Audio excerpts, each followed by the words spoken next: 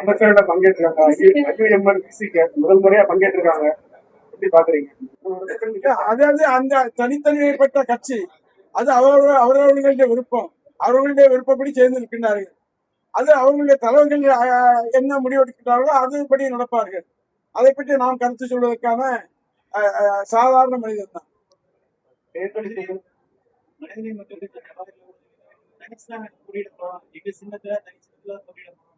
எங்களுக்கும் ஆசை, திமுகங்கிறது தனியா நின்று எல்லாரையும் வெல்லக்கூடிய சக்தியாக உருவாக வேண்டும் என்பதுதான் திராவிட முன்னேற்ற கழகம். அதற்கான பணிகளை தான் செய்ய இருக்கின்றோம். இளைஞர்களெல்லாம் இருக்கின்றோம். உண்மையாக வேலை செய்கின்ற கட்சிக்கு பொதுமக்களுக்கு நன்மை செய்கின்ற அவர்களெல்லாம் சேர்த்து இந்த இயக்கம் தனியாக போட்டியிட்டாலும் வெல்லும் என்ற வகையில உருவாக்க வேண்டும் என்ற நிலைகளை எங்களுடைய தலைவரும் சொல்லியிருக்கின்றோம். அதை நாங்கள் செய்ய இருக்கின்றோம். அது தலைவர் முடிவெடுப்பார். சரி, யாரு சொன்னாலும் எது சொன்னாரு, எங்க தலைவர் எதோ சொல்றாரோ அதுதான் எங்களுக்கு வேதம். எங்களுடைய இளந்தலைவர் எது சொல்றாரோ அதுதான் எங்களுக்கு வேதம். திமுக இதே மாதிரி கையாள வாய்ப்பு இருக்கிறா கூட்டணியில பங்குங்கிறது அது எங்களுடைய தலைவர் முடிவெடுப்பார். நேற்று வரைக்கும் விடுதலை சிறுத்தை கட்சி வந்து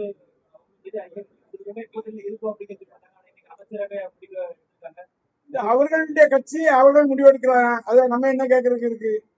யாரும் தனிப்பட்ட உரிமையில தலையிட முடியுமா? அதனால போயிருக்கா, அதை பத்தி கருத்து சொல்லக்கூடாது. வேற என்ன புதுசா வந்து அமைச்சரை நீங்க எப்படி பாக்குறீங்க? நிறைய பேர் அது இனிமே செயல்பாடை பொறுத்து மக்கள் முடிவெடுப்பார்கள். அந்த முடிவை பொறுத்து நாங்களும் விமர்சனம் பண்ணுவோம்.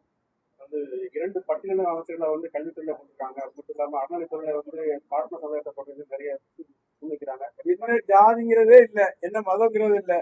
இந்த மந்திரி எப்படி செயல்படுறாருங்கிறதான் கணக்கு. ஜாதி மதம் எல்லாம் ஒண்ணும் இல்லை.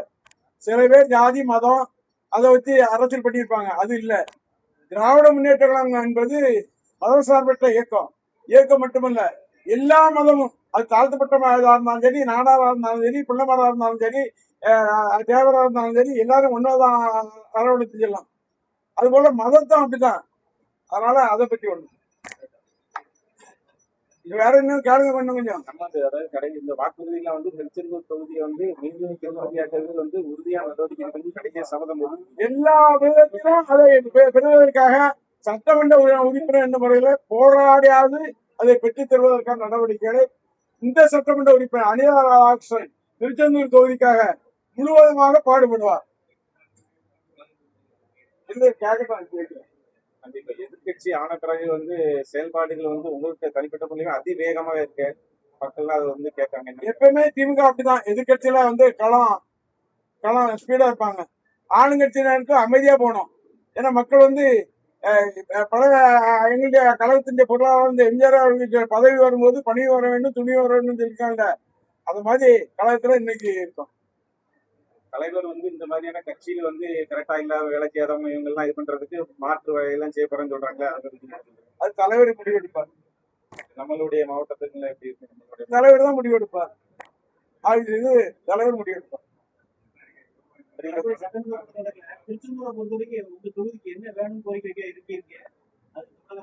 நான் கேட்க போறது, இங்க இருக்கின்ற பாதாள சாக்கடை திட்டத்தை உடனடியாக புதிய பாதாள சாக்கடை திட்டத்தை கொண்டு வர வேண்டும். அதுபோல இங்கே பக்தர்களுக்கு பாதிக்கின்ற வகையில் இருக்கின்ற அவர்கள் குளிப்பதற்கு, அவர்கள் சிறுநீர் கழிப்பதற்கு இதற்கான இடங்களெல்லாம் இல்லாத நிலை இருக்கின்றது. அதை கொண்டு வருவதற்கான நடவடிக்கை.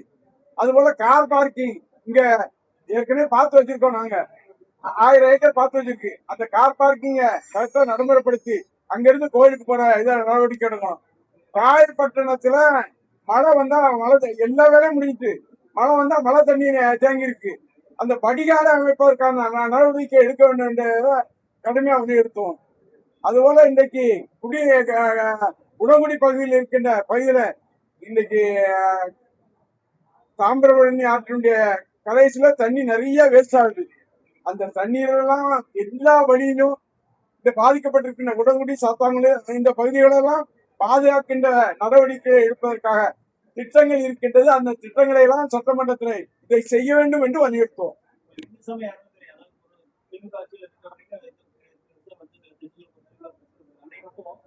அங்க வந்து பணிபுரியக்கூடிய ஒரு ஊழியர் அதிகமாக ஊழல் பண்ணுங்கன்னு சொல்லி சஸ்பெண்ட் செய்யப்பட்டிருக்காரு. எப்படி பாக்குறீங்க? இது தவறுந்தவர்கள் யாரா இருந்தாலும் நடவடிக்கை எடுக்க தான் செய்யணும். கோயிலா இருந்தாலும் சரி, எதா இருந்தாலும் சரி, தவறு செய்தால் அவர்கள் கண்டிப்பாக நடவடிக்கை எடுக்கப்பட்டு பாதிக்கப்பட வேண்டிய கட்டம். இந்த இது அந்த ஆட்சி இந்த ஆட்சி இல்ல, எந்த ஆட்சியிலும் தவறு செய்தால் அவர்கள் மேல் நடவடிக்கை எடுக்கணும். அதே மாதிரி ஒரு போதை ஆசாமி வந்து தலைமை காவலர்கள் வந்து கடுமையா சிங்களால தாக்கியிருக்காரு. எங்க திருச்செந்தூர்லதான். எப்போ நேத்து இந்த ஆட்சி வந்து பெண்களுக்கு பாதுகாப்பான ஆட்சி. இந்த ஆட்சி என்பது காவல்துறைக்கு பாதுகாப்பான ஆட்சி. இந்த ஆட்சி என்பது எல்லாருக்கும் இதா உள்ள ஆட்சி. அதுக்கு உதாரணம் தான் இந்த காவல்துறையை பாதிப்பு. என்ன பாதிப்புங்கான தமிழ்நாடு முழுவதும் இன்றைக்கு பெண்கள் பல்வேறு வகையில பாதிக்கப்பட்டிருக்கின்றார்கள். அதை தடுக்க முடிஞ்சா இப்ப இருக்கிற முதலமைச்சர் எந்த வகையில முடிச்சு சும்மா சினிமாவில் நடிக்கிற மாதிரி நடிச்சுட்டா போதுமா?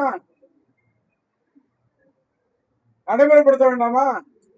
என் தலைவருக்கு எங்களுடைய தலைவர், கழக தலைவர் மரியாதைக்குரிய தளபதிக்கு இடையாக மக்களை பற்றி சிந்திக்கக்கூடிய ஒரு தலைவர் இருக்கின்றார் என்று சொன்னால் இந்தியாவே யாரும் இல்லை என்பதை தான் வலுவாக நாங்கள் சொல்லுவோம். ஒவ்வொருவராக பார்த்தா பெண்கள் எப்படி இருக்க வேண்டும், ஆயுதவாளர்கள் எப்படி இருக்க வேண்டும், மீனவர்கள் எப்படி இருக்க வேண்டும், இப்படியே மதமா பார்த்தாரு. அவருதான் தலைவர். அந்த தலைவர்ல தமிழ்நாட்டு ஆளணும். இன்னைக்கு யாரோ தமிழ்நாட்டு ஆளுறாங்க. இதை நினைச்சு இன்னைக்கு பொதுமக்கள் தானாக பேச ஆரம்பிச்சுட்டாங்க.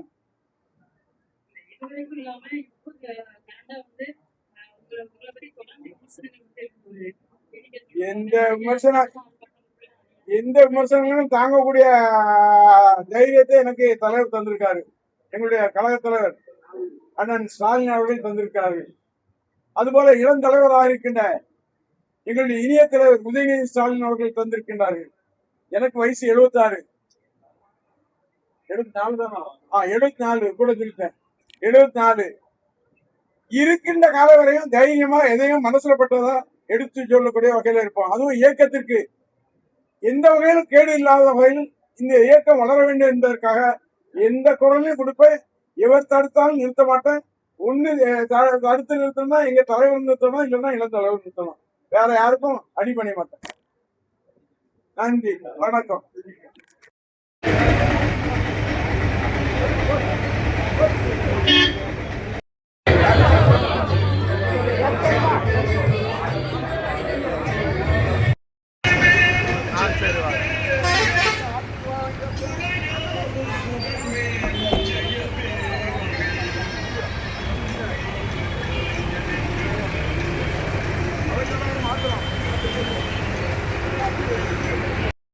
அதுக்கப்புறம் நாங்க பிஜேபி அதுக்கப்புறம் எங்களோட வாங்க.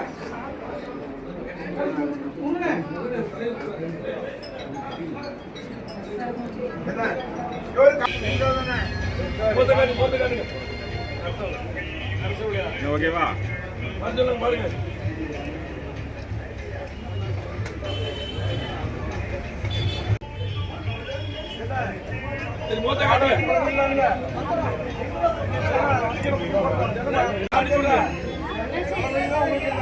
வச்சு காட்டுறமையா